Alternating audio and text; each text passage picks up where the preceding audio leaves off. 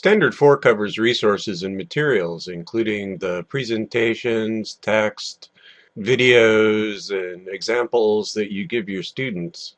And it covers both the materials that are inside your course shell and also resources that you link to externally. Now, the principle of alignment applied to resources and materials is that your resources and learning materials should support the course and unit level learning outcomes. So in other words, don't expect somebody to learn something unless you provide them with the materials that they need to learn it.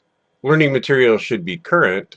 For example, in this section of the OIO, the videos that we're presenting and the steps that we ask you to do in completing the Prep Your Course tasks are based on the latest version of Desire to Learn.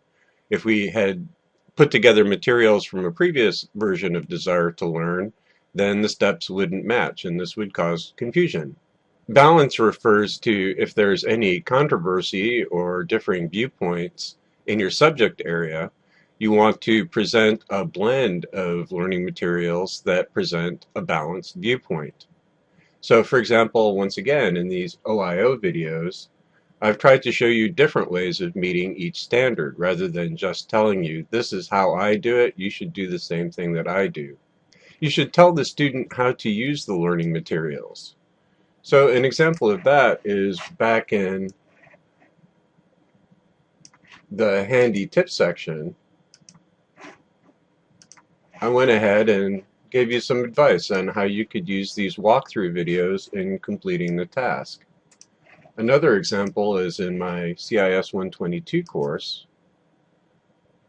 where each of the learning materials that I have in the module starts out with a description of what the learning material is about and how to use it. So for example, the reading materials, what I'm asking you to learn from the reading materials, the demo programs, how to use the demo programs, the fact that you would want to look at the code and use them to model your code for Lab 1.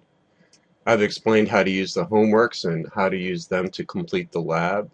The actual lab itself with information both on completing the lab and also things like how to debug your program when you run into issues, and my posting requirements. So letting the student know not only the resources that you're giving them, but how the resources fit in and how they can be used to master the learning outcomes is an important part of Standard 4. When you use materials from other sources, you should always be sure to cite them in your course shell. And you should also clearly explain the difference between required and optional materials. This puts the responsibility for learning back in the hands of the student so that they can make the decision as to whether they want to spend additional time following topics that they're interested in, or whether their load is too high this term.